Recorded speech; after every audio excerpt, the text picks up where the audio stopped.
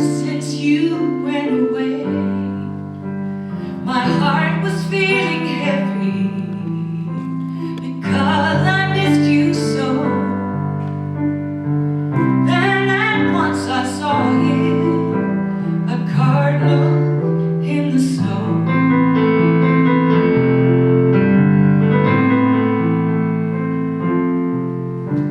It landed on my windowsill and for a while did stay.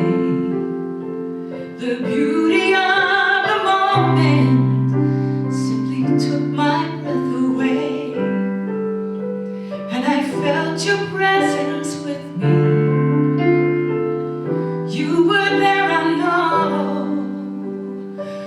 From wings above, I felt your love, a cardinal in the snow.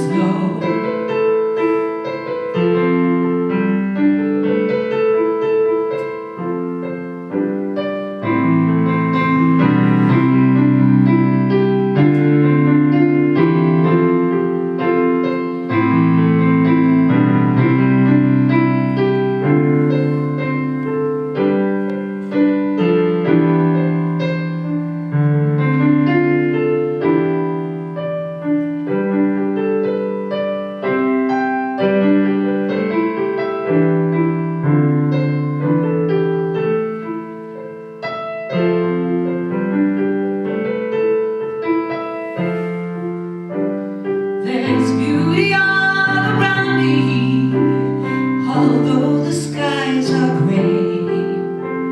No longer will I doubt you'll ever be too far away. I will remember you helped me to let go.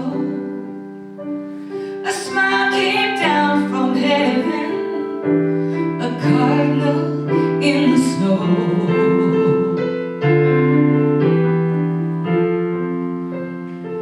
Smile came down from heaven, a cardinal in the snow.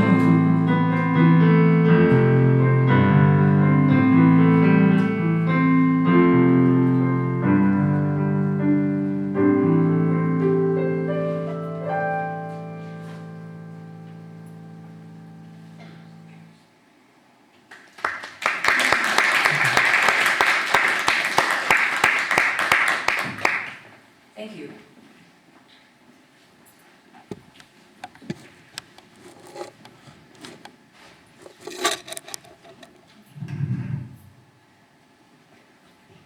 The wonder of it all. Oh, I love that. That's beautiful. That captures what I want to talk about today, and it's great to be back with you again. It's been a few years since I've been here. I see you have a beautiful new location. I'm recognizing a few faces and seeing a lot of new faces, but greetings from Richmond, Virginia. It's really a joy to be with you.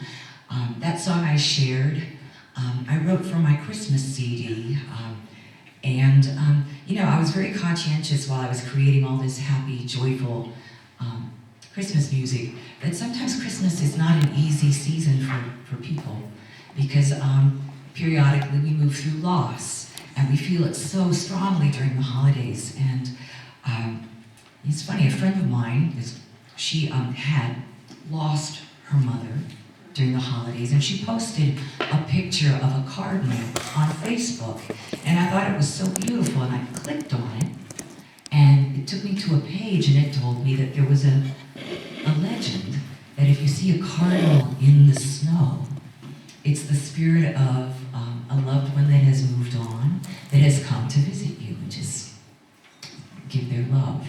And I had never heard that before, and I thought, wow, that would be a cool song. And so that's where that song came from. And to me, I always revel in the wonder of it all, how sometimes just a random moment, somebody randomly posted something on Facebook, I randomly clicked on it and received inspiration and a download to create a song. So I'm glad that this is a talk that I've been giving most of the year, but since it's Christmas, I decided to kind of tweak it a little bit towards the Christmas season. And I noticed as I was reading my notes and reviewing my talk, I realized realized, I need to talk and give this talk for myself as much as for whoever wants to listen, because sometimes I do find myself getting a little cynical and jaded in some of the rituals of the holiday season. So I'm going to start my talk with a few questions for you to ponder, not just about Christmas, but about life in general. The first question is, how do we stay young at heart? How do we breathe new life into jobs we've held for years? How do we invigorate relationships and see our partners with a fresh pair of eyes? How do we keep our faith alive and bring meaning and purpose into our daily rituals and routines? Well, by approaching life with a state of wonder, we can fight the tendency to get jaded, cynical, or bored. Seeing the world with a fresh pair of eyes can be a challenge, but it is so worth it to stay young at heart. Don't you agree? Oh, yeah. Life can be so governed by our routines. We wake up, we make our coffee, we go to our jobs, we punch the clock, we go home and we do it all over again. So how do we stay creatively alive? How do we stay connected to the things that truly matter? Well, I'm learning that one important thing that I need to do to stay in a state of wonder is to make a conscious decision to see the sacred in the everyday, to see the sacred in the ordinary. Look for God's presence in everyday, ordinary things, and you'll be amazed. Now, this is not always easy, because it means we have to keep our eyes open and being willing to stop in the middle of important stuff, right? To breathe in and take in little things. But it's in these moments where we feel most vibrant and alive. Albert Einstein said, "He who can no longer pause to wonder and stand wrapped in awe is as good as dead, for his or her eyes are closed." Living requires courage. Now, I don't mean that it takes a lot of courage just to get through life, because a lot of people do that. But to stay young at heart, to overcome your losses and heartbreaks with your goodness intact, to hold on to your ideals and your convictions, to be a person with faith when others around you might be jaded or cynical. That takes courage. There's a beautiful scripture or story in the Bible when Jesus said, let the little children come to me, for unto them is the kingdom of heaven. And I really do believe he was referring to the state of wonder that children just naturally have. So how do we do this? How do we stay there? I mean, we have glimpses of it, but how do we stay there? Well, I'm learning that something that really works for me is to spend time outside every day if I can. Mother Nature is a great teacher. Her natural cycles demonstrate important truths about life and renewal. And for so many of us, our busy lives just revolve around being in cubicles or at schools or in traffic, that we rarely take the time to give ourselves the beauty of nature.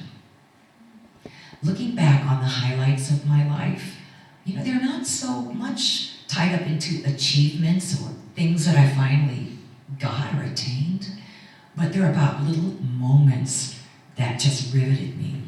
Seeing a cardinal in the snow, seeing a beautiful sunset, watching hundreds of dolphins migrating at Duck, North Carolina, one summer. Those are the things that just shake me and bring me back to this sensation of the reality that there is a magnificent force of creation in all things, and that includes me too. How cool is that?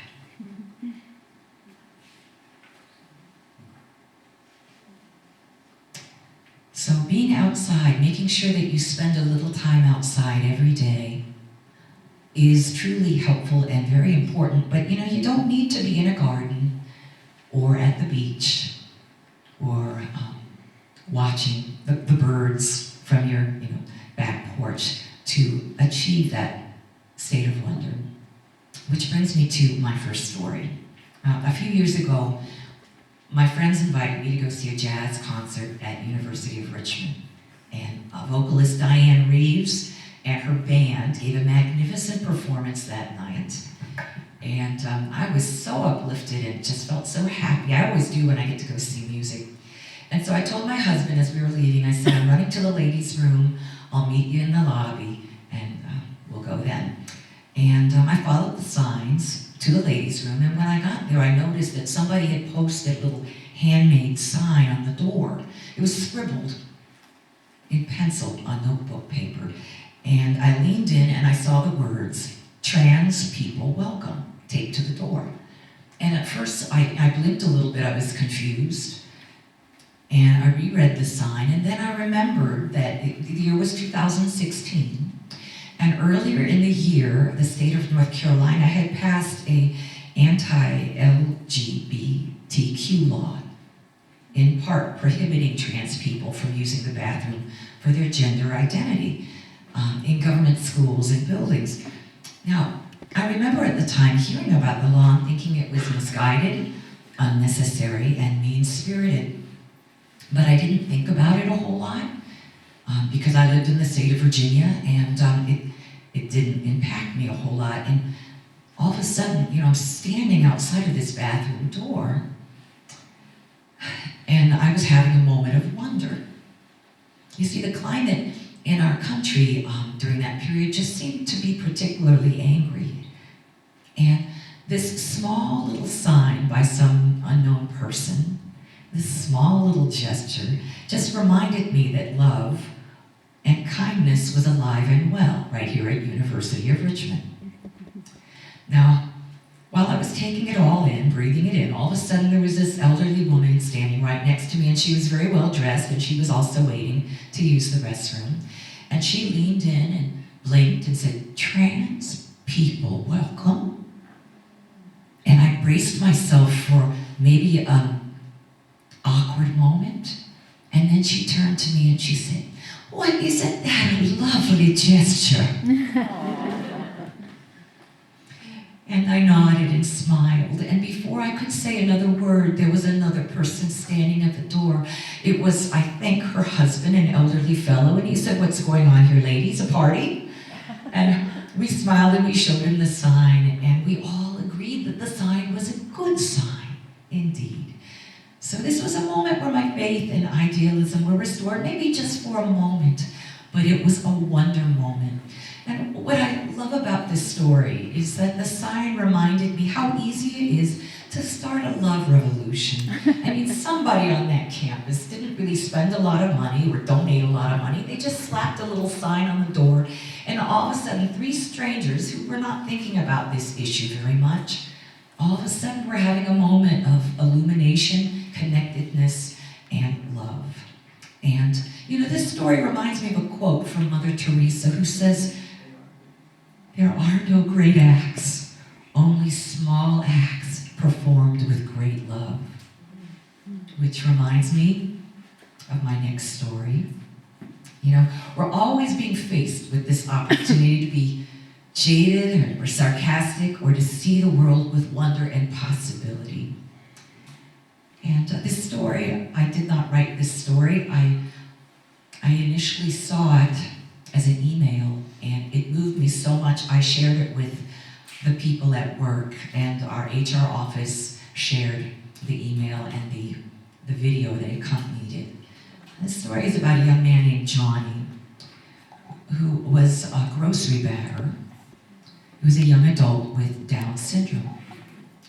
And he was 19 years old, and he worked at one of these typical chains like Kroger and Publix or whatever, and he was invited to a training at work on customer service. And at this training, all the employees were asked to give exceptional customer service go beyond the routine of their job description and from their heart come up with a special way that they could perform their job so that they could instill customer loyalty with their customers. But Johnny thought about it, and he really didn't think he had any good ideas. I mean, how could he instill customer loyalty with the customers that he served? He was, in his mind, just a grocery bagger. But he thought about it some more, and then he got a creative idea. He decided he would fill every grocery bag with a thought for the day. So the more he thought about it, he started to implement a plan. He decided every day after he came home from work, he would figure out his thought for the next day. His father said, "Son, I'll help you. I'll show you how to set these up on the computer so you can print multiple copies." And Johnny had decided that if he couldn't find a good thought for the day, he was just going to make one up. That's how beautiful his idea was. It was going to flow with ease and grace. His father helped them print them out, and then he would cut each one out and sign his name, take them to work. And with every bag that he'd fill, he would put that thought for the day in the bag and say, "Thanks for shopping with us." Well, about a month after Johnny had implemented his idea, the manager at the grocery store was very alarmed. He noticed there was a very long line of customers waiting to check out. They went from the front of the building all the way into the frozen food section. And of course, this happened to be Johnny's line. Well, of course, he did what all good managers do. He got on the radio, brought some new employees up, opened up a new line, tried to usher the customers into the other line, and much to his surprise, many of the people refused to budge. They said, "It's okay, we're not in a hurry. We're here for Johnny. We like his thought for the day." One woman said to the manager, "I used to shop here every now and then, but now I come in every day. I want Johnny's thought for the day." Now that was something. Within a few months, the manager wrote a letter to the company that did the customer service training and said, "You won't believe it, our entire store has been transformed. Other employees are now putting their own personal stamp on the job that they've been asked to do, following Johnny's lead. The floral department, when they had a broken flower, they used to throw that in the trash. Not anymore. Now they walk around the store and find an elderly woman or a young child and pin it on their jacket or their sweater." The culture in the store had changed. They were there not just to perform their duties, but to bring a great experience to their shoppers. And I wonder what that did to the bottom line, to their profits, don't you? Oh, yeah. I love this story. It demonstrates so many spiritual principles. One is the wonder of how one person can make a difference. His idea was not so innovative as it was loving, and it came from his heart. It was real. And that's what touched his customers, his peers, and anyone who hears his story. If we can approach our work with a fresh pair of eyes and innocence, we can avoid burnout and boredom. And when I was writing this talk, I learned that the Chinese symbol for the word boredom, it's two symbols. One is a heart, and the other one is the symbol for killing.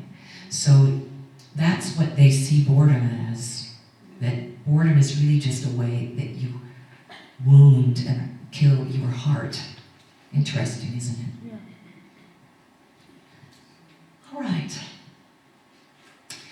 Another Albert Einstein quote before I go to my last story. There's only two ways to live your life. One is though nothing is a miracle, and the other is though everything is. And this story is a story I found online, written by a woman named Nancy Gavin. It's called For the Man Who Hated Christmas. It's just a small small white envelope stuck among the branches of our Christmas tree. No name, no identification, no inscription. It has peeked through the branches of our tree for the past 10 years. It all began because my husband Mike hated Christmas. Oh, not the true meaning of Christmas, but the commercial aspects of it, the overspending, and the frantic running around at the last minute to get a tie for Uncle Harry and powder for Grandma. The gifts given in desperation because you couldn't think of anything else. Knowing he felt this way, I decided one year to bypass the usual shirts, sweaters, and ties, and so forth. I reached for something special just for Mike. The inspiration came in an unusual way. Our son Kevin, who was 12 that year, was on the wrestling team at the school he attended. Shortly before Christmas, there was a non-league match against a team sponsored by an inner-city church. These youngsters dressed in sneakers so ragged that shoestrings seemed to be the only thing holding them together. They presented a sharp contrast to our boys in their spiffy blue and gold uniforms and new wrestling shoes. As the match began, I was alarmed to see that the other team was wrestling without headgear, a kind of light helmet designed to protect the wrestler's ears. It was a luxury that this ragtag team obviously could not afford. Well, we ended up walloping them. We took every weight class. Mike, seated beside me, shook his head sadly. He said, "I wish just one of them could have won. They had so much potential, but losing like this, it could take the heart right out of them," Mike said. Mike loved kids, all kids. So he enjoyed coaching Little League football, baseball, and lacrosse. That's when the idea for his present came. That afternoon, I went to a local sporting goods store and bought an assortment of wrestling headgear and shoes. I sent them anonymously to the inner city church. On Christmas Eve, I placed a small white envelope on the tree, a note telling Mike what I had done, and that was his gift for me. Mike's smile was the brightest thing about Christmas that year, and that same bright smile lit up during the succeeding years. For each Christmas, I followed the tradition. One year, I sent a group of mentally handicapped youngsters to a hockey game. Another year, a check to a pair of elderly brothers whose home had burned to the ground the week before Christmas, and on and on. The white envelope became the highlight of our Christmas. It was always the last thing opened on Christmas morning. And our children would ignore their new toys and stand with wide-eyed anticipation as their dad lifted the envelope from the tree to reveal its contents. As the children grew, the toys gave way to more practical presents, but the small white envelope never lost its allure. The story doesn't end there. You see, we lost Mike last year due to cancer. When Christmas rolled around, I was so wrapped in grief that I barely got the tree up. But Christmas Eve found me placing an envelope on the tree. And the next morning, I found it was magically joined by 3 more. Unbeknownst to the others, each of our 3 children had for the first time placed a white envelope on the tree for their dad. The tradition has grown and someday will expand even further with our grandchildren standing to take down that special envelope. Mike's spirit, like the Christmas spirit, will always be with us. Woo. Sorry. Yes. So this is a story really about taking back the holiday, isn't it? Yeah. And all of these stories, I hope, will serve to help you bring back that sense of wonder that sometimes can be robbed from us when we find ourselves waiting in long lines or dealing with frustrating circumstances. I'd like to close my talk with a quote from a very famous writer, Mr. Thich Nhat Hanh. He's a Buddhist monk. And he says that, what a gift life is. Every day, we're engaged in a miracle that we don't even recognize. A blue sky, white clouds, green leaves, the black, curious eyes of a child, our own two eyes, all is a miracle. And my wish and my prayer for you is that you choose to move through this season and the coming year with a renewed sense of wonder. Thank you.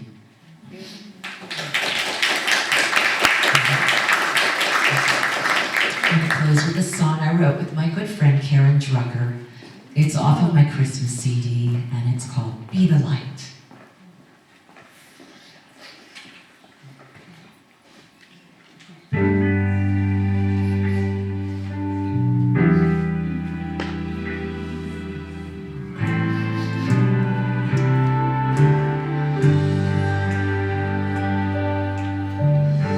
Winter's here, it's the time of year to celebrate the season.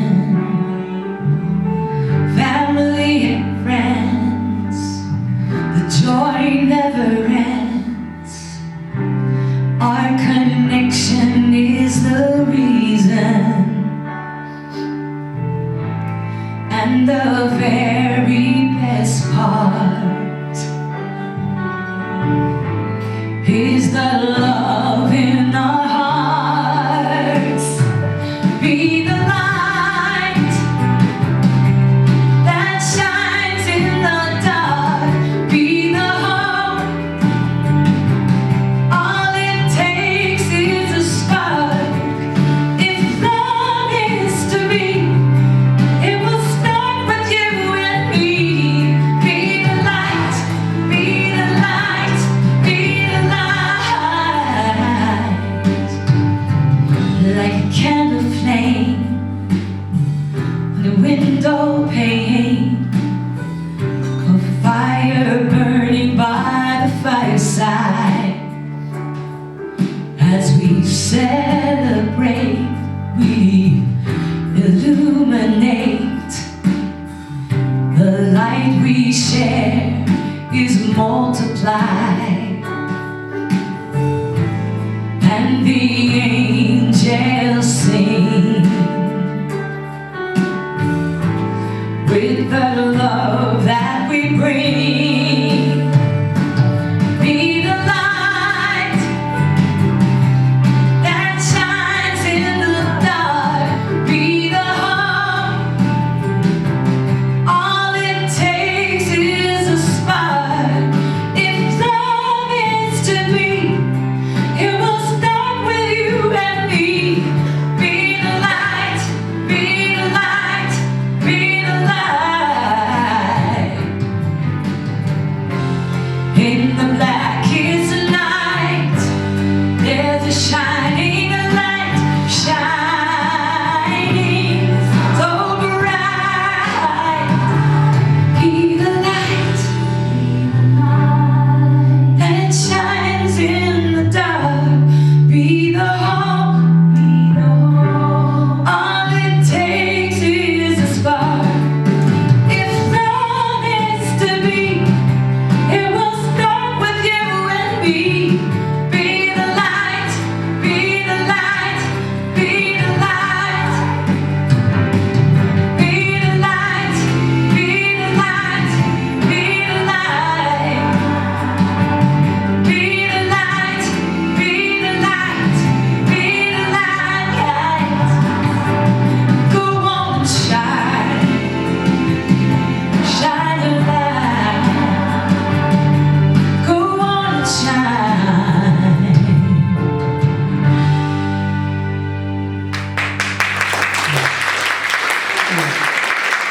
Thank you so much.